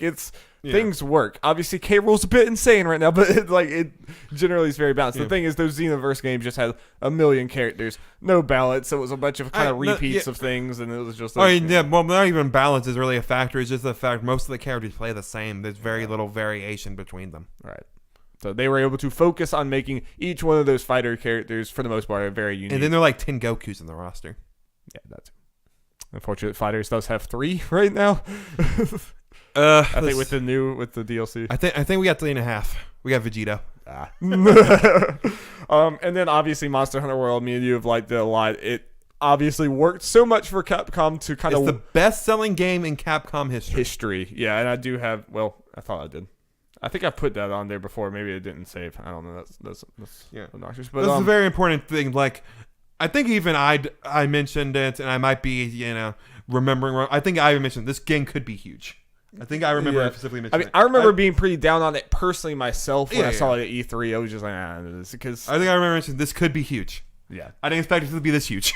No, it did. But it shows that if you westernize modern Monster Hunter, kind of, or at least just make it more accessible than it was. I just wish that worked more for Dragon Quest, because I feel like Dragon Quest was kind of a similar thing with a Japanese staple that tried to appeal to American audiences, and at least Monster Hunter did a lot more. Yeah. February, I don't have much for February. I'm sure I'm missing things, but February 20th, Metal Gear Survive releases. Bleh. Remember that? Yeah. That was a game. February 27th, Moss, baby. Moss releases. Yep, definitely. What will be in my mind a turning point for VR is like less of the games being experienced. Like, a VR game that's less of experience, more of an actual game. And you could suggest to me is no, this is just a full game that is great. Oh yeah, and obviously no, it's great. Whenever they announce Book 2, day one. Day one. Yeah, it's. I can understand the price maybe being a little high. It's a $30 game that lasts about 3 or so hours. There's a little replay value, I think, but I think it's worth it in the end, just because with a lot of these VR games being a little more, because they are very unique experiences, and despite it only being 3 hours, has to be at least a little more work put into. They cost a lot to make. I mean, it costs a lot to make a VR. But game. From what I've seen, obviously Moss has been loved from the VR community. I hope it's sold well enough to they are. I know when they released it, they're playing on the Book 2 because it says continue in Book 2 and that kind of crap. Yeah. And we'll get into it. I feel like this was a year where VR really kind of started hitting its stride, and I feel like Moss was the first. Like you said, it was the turning point. Yeah, it was the start. Hoping was impatient, but no, man, we discussed it. Didn't have to wait too long. Yeah, I'm planning on doing it. I can, but we got a bunch of stuff going on. I can wait till we have a little thing. I want to do a top 10 in VR, because now we've mentioned it before. It's a time where I can list top 10 VR that even I just played. There are going to be a couple ones I have not really experienced that people would have to list, where I'm like, here's a list of 10 awesome games in VR that are just good in general. Yeah. I don't have to make any concessions like, I guess I'll put like Batman Arkham VR in there. It's cool if you're a Batman fan, blah, blah, blah. That's what it is. When you go back, people were very hyperbolic about that, like about how good that is. It's like, it's just a tech demo where he plays Batman. I mean, I'm not saying it's bad. It's just not this revolutionary. It's really cool, and I recommend it to Batman fans. But it's not like, it's not going to be definitely not now. One of the first things, if I hear someone's going to be VR, I'm going to say like Moss and Resident Evil, Astrobot, 100, Beat Saber. Yeah, I gotta list of those games now. Yep. March 5th, this is where I had it. I just had it when it actually happened. Oh, when they announced Monster Hunter World becomes the best-selling Capcom game ever at 7.5 million copies at the time there. Now it's well over 10 million. And I remember we were all like, what? Like, number one, what? Monster Hunter World's the best-selling Capcom game ever, and it's only been out a month? And then number two, it's like, wait a minute, the best-selling Capcom ever is only 7.5 million? That felt like low for the Capcom history of all-time sales, but... I'm interested to see, like, because obviously we've talked about it, a narrative has been the resurgence of Capcom when it felt like they were kind of down. That's another thing that getting hyped for 2018 episode, me and you both said that, like, I feel like 2017 has kind of laid the groundwork for Capcom having its like redemption and then come back here. It's like really feel like 2018 is going to be when like they really do. It's like, yeah, nailed it, baby. No, in 2019, I mean, we haven't talked about it because unfortunately we didn't really play it. I want to play it at some point. Mega Man 11 came out this year. We'll see well overall, and now we'll go into Resident Evil 2. Resident Evil 2 and the Devil May Cry in March. Capcom's back for sure. Yeah, Capcom's back, baby. Yeah. March 20th, Vivendi ends its attempt to buy Ubisoft. Boom, baby. Yeah, that was another one that, like, for years leading up to it, we did not know. And also, how that was Ubisoft has kind of made a comeback. It's like they never really went away, but it seems like they have just been doing better and better. They're on a huge kick between Far Cry being the top-selling game for most of the year, and then Assassin's Creed Odyssey, kind of a lot of people saying the best Assassin's Creed game. And of course, still selling well. Yes, yeah. March 23rd, A Way Out releases, which me and Jeff didn't play at that time. We played significantly later, and you can go see our full playthrough on YouTube, but we never really talked about it that much. Definitely, like, love this game. I mean, it's... And Ginny and Wolfie beat it. They really liked it, too. Nice. You know.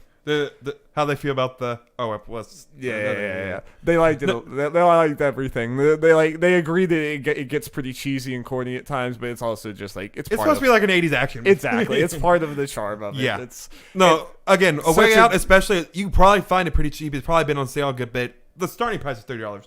If you have someone like a friend or a significant other to play with, get this game. Such a unique game, just because you're like split screen and you're like you have to play together to break out of prison and do a bunch of other things. But the way that they make you work together in so many different ways is really. You didn't have it in here. I might be completely wrong in this, but if I remember right, shortly after this came out, I think they announced that this surpassed EA's like lifetime sales expectation like a week or a month or some shit. Wow. So A Way Out did really well. So that. I know it was very early on. They said it cost $1 million, so that was like a long time ago. Yeah, and I think that was the thing. It surpassed EA's expectations for it. So that's probably a good sign for A Way Out 2 or another game from the studio in the same vein. Whatever Joseph Forrest wants to do next, I'm in. I hope they continue with this style of two-player game. Yeah. I feel like what they did in A Way Out was really good, but it has potential for more. Yeah, and it was like filling something that we don't really have. Yeah, and now that they've tried it and now know how to do it, and they have feedback, they can be like, okay, what do we think worked, what didn't? Yeah. So I'm excited for that. March 27th, Far Cry 5 releases, and it would be the best-selling game of the year until October when it was beat by Call of Duty and Red Dead Redemption. Far Cry 5 doing so well is just so weird to me. Not because I don't think it's a bad game. It just sounds like it is a really good game, but it seems like for a lot of people that we listen to, it didn't surpass to like really great game to like no one has been talking about it for games. Even like the fact it's selling so well. Like Far Cry 3, me and like everyone else couldn't shut up about that game. It didn't even sell all that well because it came out in December. It came out in a very bad time. I mean, I think it eventually ended up selling. Yeah, I think I remember. I think there's one ones that just had legs. I think I remember Greg Miller always talking about with Far Cry 3, like when he was in IGN, he kept on talking about, we gotta get Game of the Year stuff. There were some people like, guys, I played Far Cry 3. It was Mitch Dyer was Yeah. like the only one who had played it. Yeah. Yeah, it's like, guys, you need to play this game before we go any further with this. And they're like, nah, it's fine. They did. Yeah. No. They Far were Cry. like, oh shit.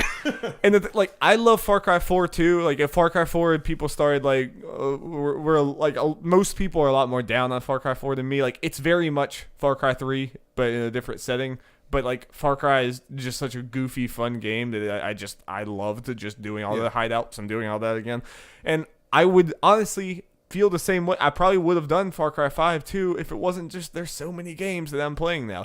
Back when I played Far Cry 3 and Far Cry 4, I was not trying to play like every game coming out like that. So it was just like, yeah, I'll pick up Far Cry and everything. And if we were in more of a chill time, I probably would have picked it up. Honestly, I just had a thought. If you didn't get so into Persona 5 and you wouldn't even figure you would, I could have seen you potentially picking up Far Cry 5 at one of the sales, maybe trying to play through that. And I mean, part Still of a it, fun little chill I don't thing. think that I really identify with that humor as much as I even did back then, which is also part of it. But at the same time, like Far Cry's story and humor and all that has always been whatever. It's the, infiltrating the hideouts and stuff. It's all that stuff. It's the fun thing. But Far Cry's selling a bunch, and I wonder how New Dawn is going to do. Probably very well. Yep. Okay, April. Also don't have a whole lot for April, but April 20th, God of War releases, and it was the best launch of any PS4 exclusive of all time. That same day, Nintendo Labo releases 420 for both of those. What is it?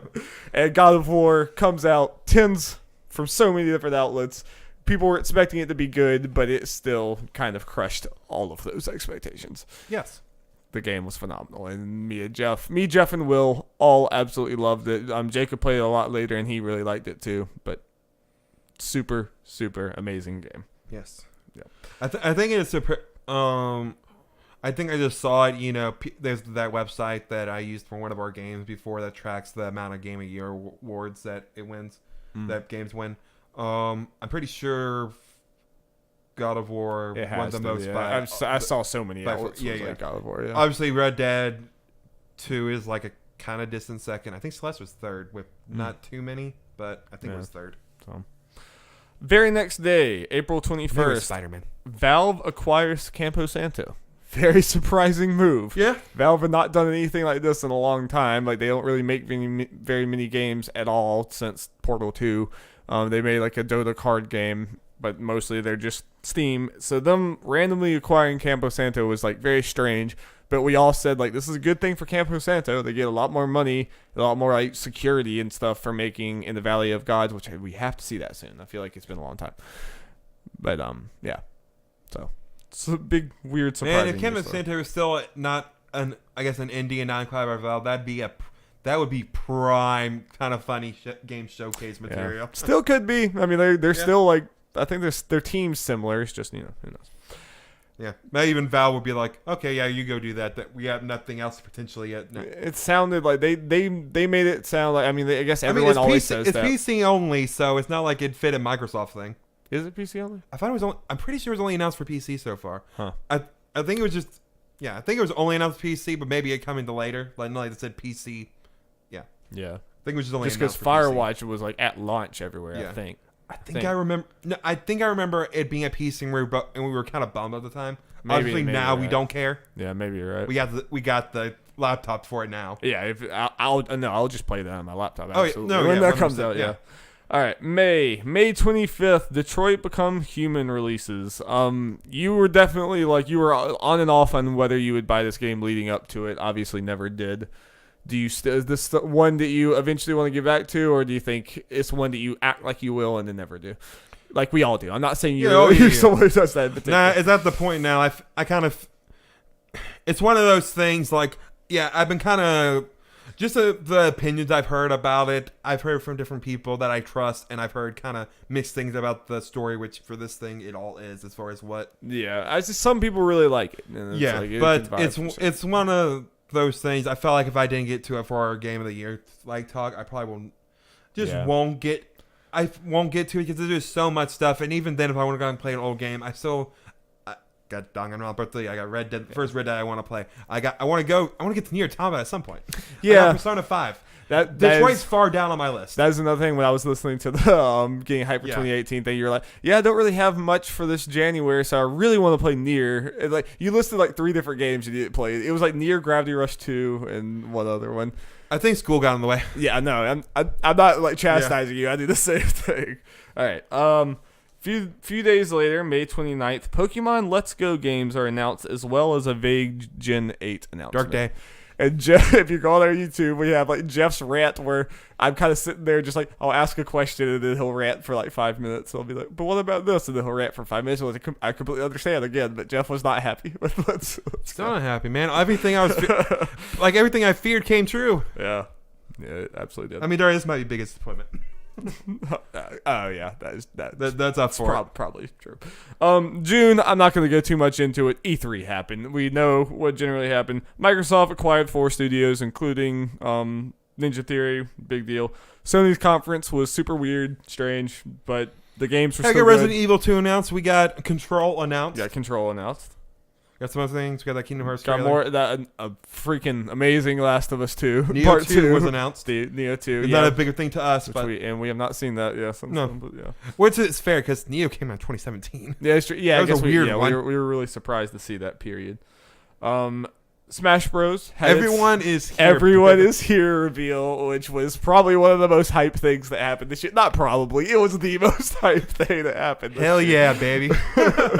Yeah, I love it. Question for our 2018 like award thing. Does everyone here think count as a trailer? What? I mean, yeah, that in particular. Yeah, like I would say, like okay. You cut it off for like after they start going into all the different moves. So yeah, okay, absolutely. Don't know if that'll be my winner, but it's a front runner. It's up there. Yeah, and you can go see we have a playlist on YouTube for our E3 2018 stuff, and I have a video of just like our reactions from a bunch of different conferences, and at the end we have me and Jeff watched it separately.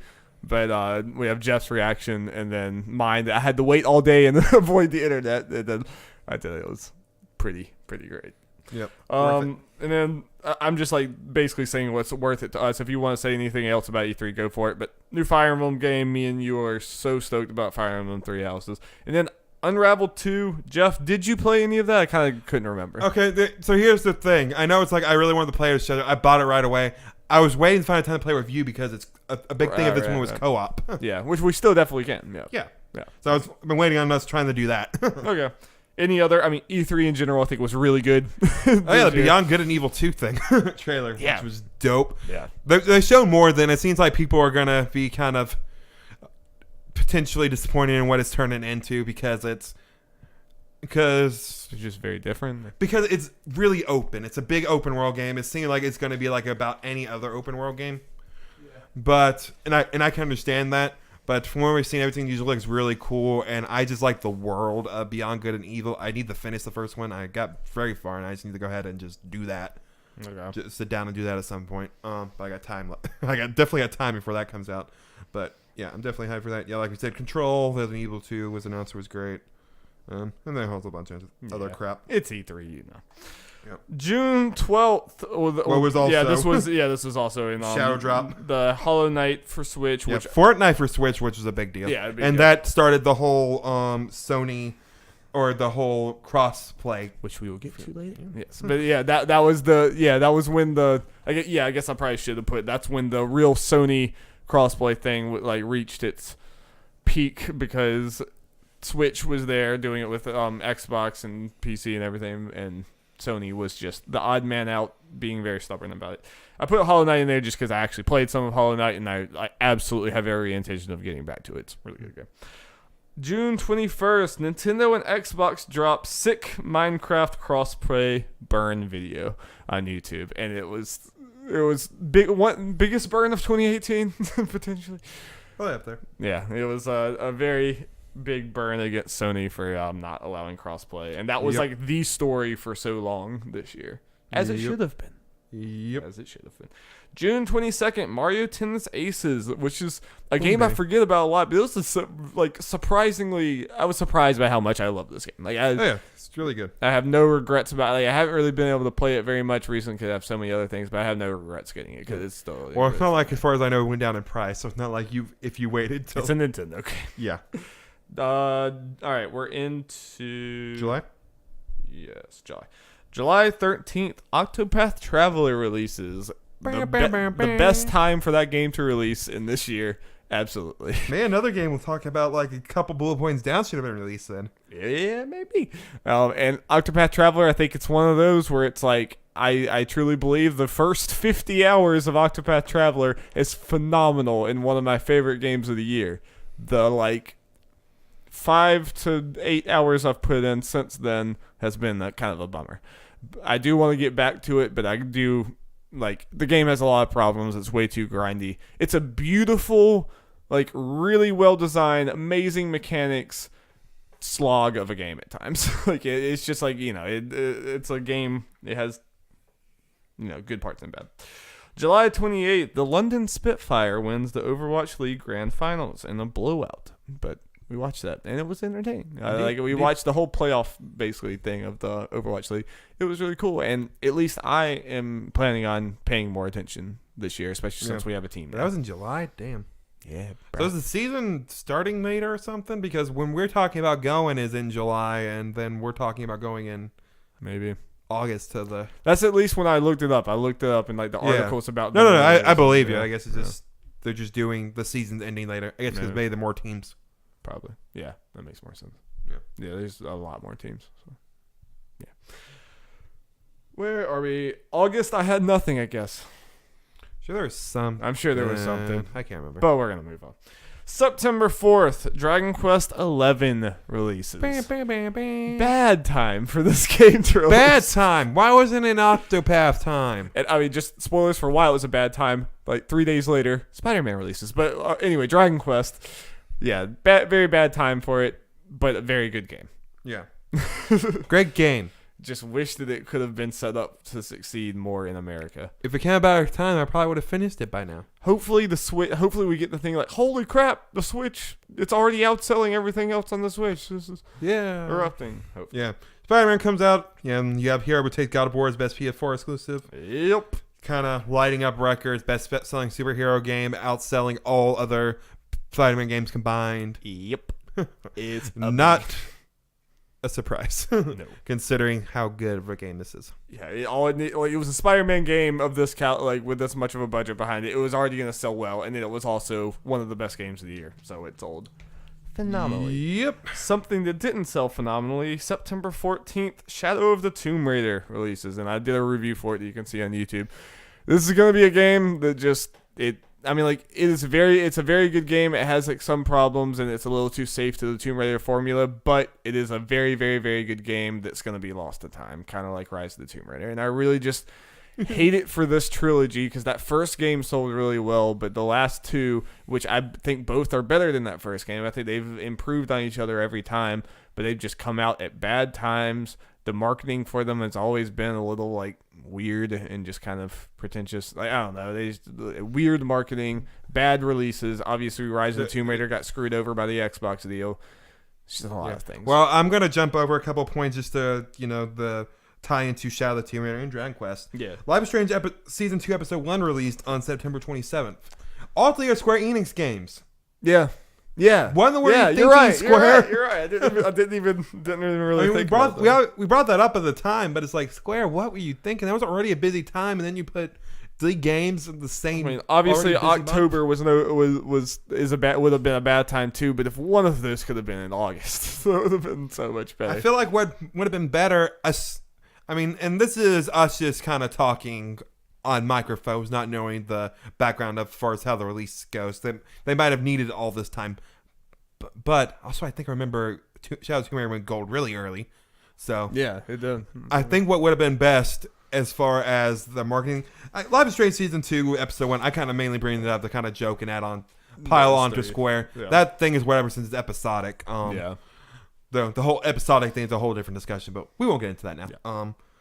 Sounds weird. Yeah, probably been better in August. Dragon Quest, June or July. Yeah. I know they'll get the it's easy for us to say that. They might not have been ready for it. I know they're getting the same thing of, well, then that's Square having 2 games in July potentially. But those are completely different consoles. Correct. And there's not a Spider-Man sized Yeah. battering ram hitting you in the face. Yeah. September 21st, Telltale suddenly lays off most of his staff and prepares for closing. One of the biggest stories of the year. Absolutely one of the biggest stories of the year, and just a complete shock to the entire industry. Very sad. It's good that that most of the team is being able to finish it with Skybound, but still really sad. It was just a lot of mismanagement that it seems like has been going on for years at that company, and it was just a sad time. Sad time for this. September 25th, Valkyria Chronicles releases for in America. Yeah. Valkyria Chronicles 4. Valkyria Chronicles 4 releases. Good game. I need to play more. I got it on my Switch. And if you're interested in this game, I think it's very telling of how well it's sold in America, but it's already at $30.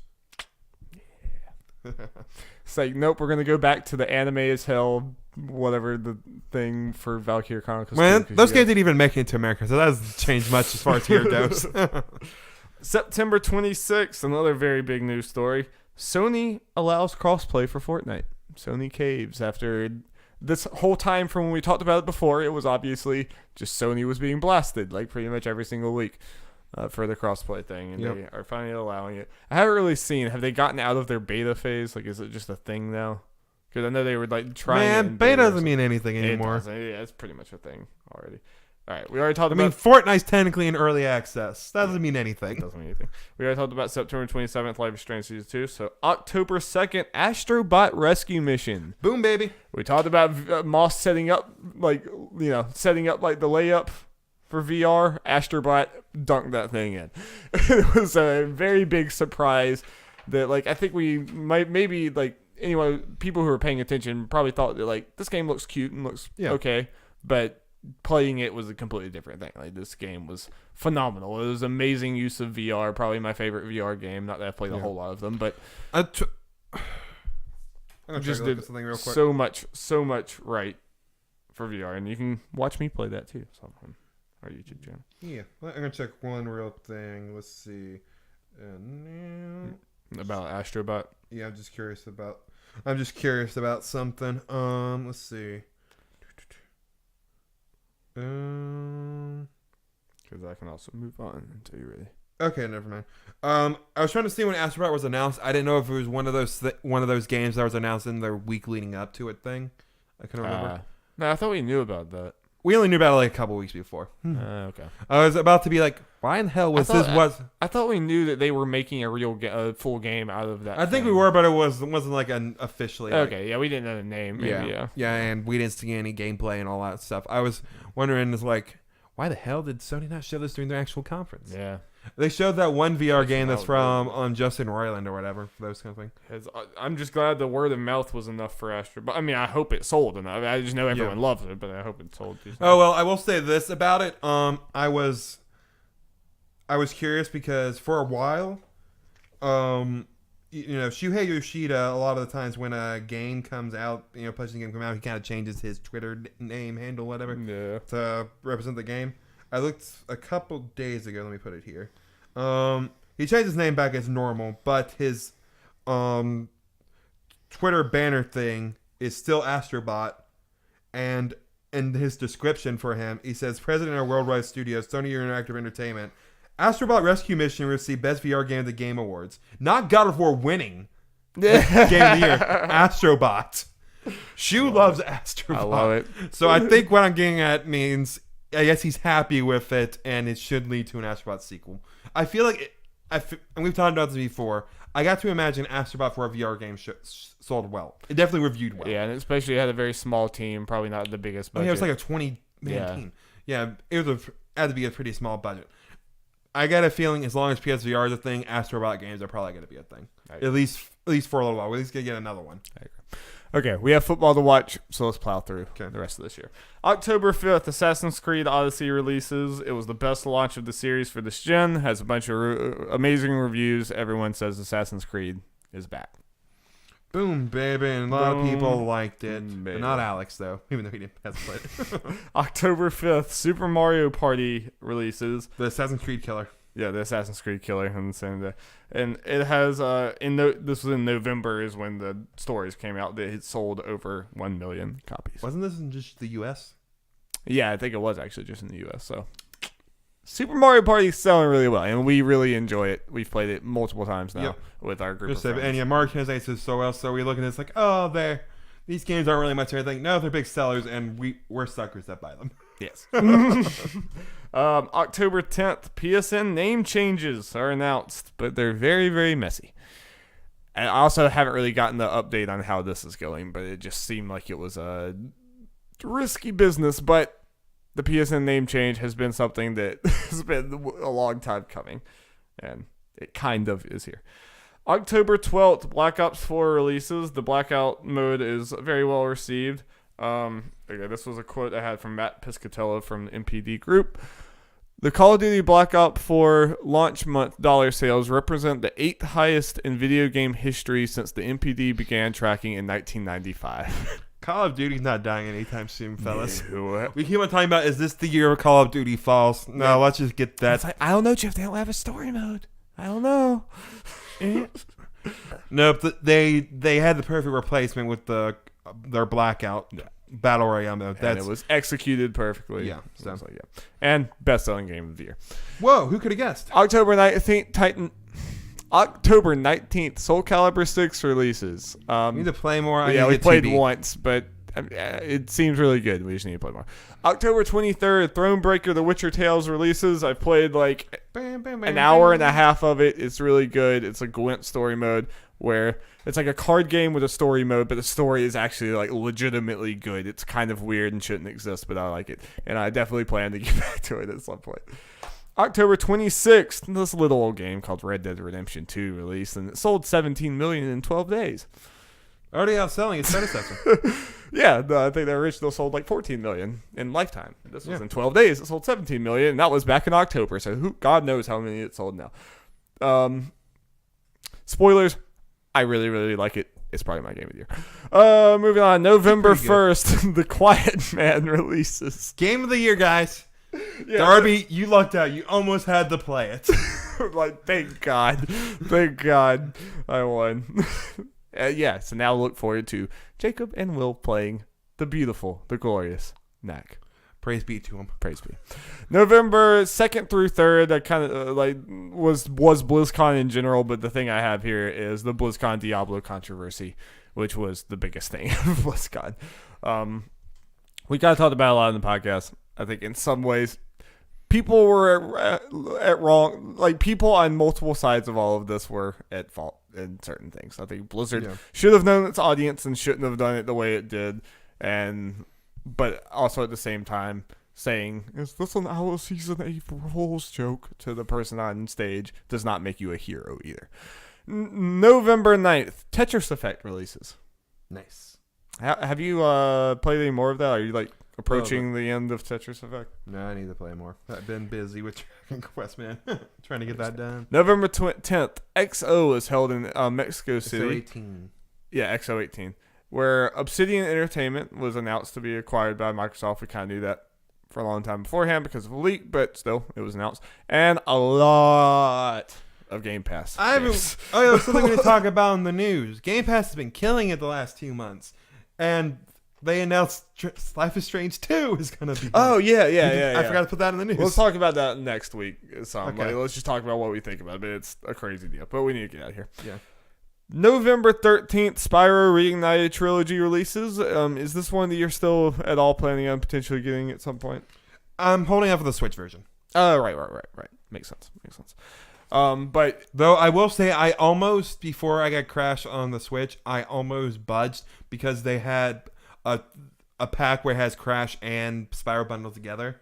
That's normally $80 or $60 or something. Yeah. You just kind of get together digitally. I think it was on sale for $50 or something on PSN. I almost that's a really good deal. That's 6 games. Yeah.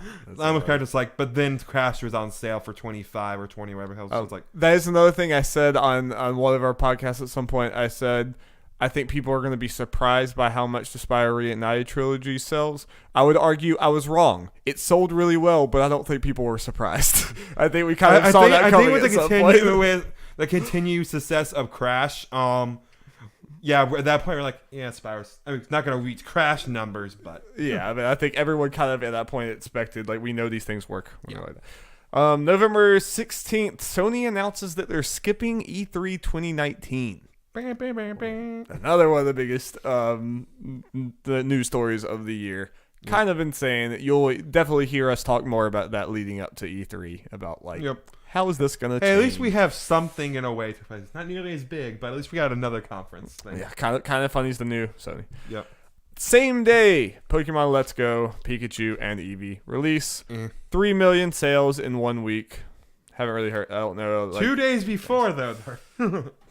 Oh. Whoops. 2 days before that, Fallout 76 releases. And that biggest fail of the year? So, and then November 14th, pretty much there's about probably 8 different stories after that date where Bethesda just continues to dig their hole deeper and deeper. So, and let me know there's something different that could win. Biggest fail of the year. This or Philip Mewson? This because it was a giant company who lost lost people's credit card information and stuff. True. Like, yeah, Philip Mewson affected one and probably did a good thing for Dead Cells. Honestly, Dead Cells got a lot more talk about them. It did affect IGN's credibility. So. It did. But yeah. Where am I? November 20th, Beat Saber for PSVR releases. One of the best VR games ever. Yeah. And it's amazing. It's so much fun and wears me out. December 6th, the Game Awards 2019 happens. God of War wins Game of the Year. Celeste wins Indie Game of the Year. Joker is in Smash. Outer Worlds is announced. A bunch of other dope Mortal shit. Kombat 11. Crash Team Racing. Motor Kombat. It's all cars this time. Crash Motor Kombat. It's all cars. Game Awards was really, really good this year. Yeah. It was phenomenal. It gets better every single year, and this was no exception. But get out of here, Game of the Years. No one cares because December 6th or December 7th. December 7th, Super Smash Bros. Ultimate releases. Oh my god! So I will say there, I think you had it. I mean, the fact that I think you have 3 million in 1 days. Yeah. Okay. I think it surpassed 5 million at some point. The thing I saw, like I was looking at, like, when it happened. I think it's the U.S. Okay, might be U.S. Sorry, I think those are U.S. and I think it ended up over 5 million. Yeah, because I know I saw 5 million somewhere. It's like, oh, so it's. I did think that sounded wrong, but yeah. Oh, because like, oh yeah, so since then it's definitely surpassed Wii U sales. Yeah, 3 million in 11 days in America then, and probably over 5 million. Sold over 1 million or sold crazy in Japan as well. Yeah, so that's how we got. Oh, it's 5 million just based off those two. Yeah, yeah. So that's 2018, Jeff. 2018, baby. See, we had an hour and 50 podcast in this, Jeff. And now the games have already started. So we need to get home. Thank you so much for listening, watching. We'll be back next week with a... Maybe, we're hoping. Probably. Hopefully. Yeah, hopefully back next week. If not, the week after. But. And the week after will probably be our 2018 award things where we go for... Top 10 games of the years and a bunch of fancy/stupid awards. Yes. Look forward to it. Will there be a Best Waifu award? I really don't think so, Jeff. Dang it. All right, bye. Bye.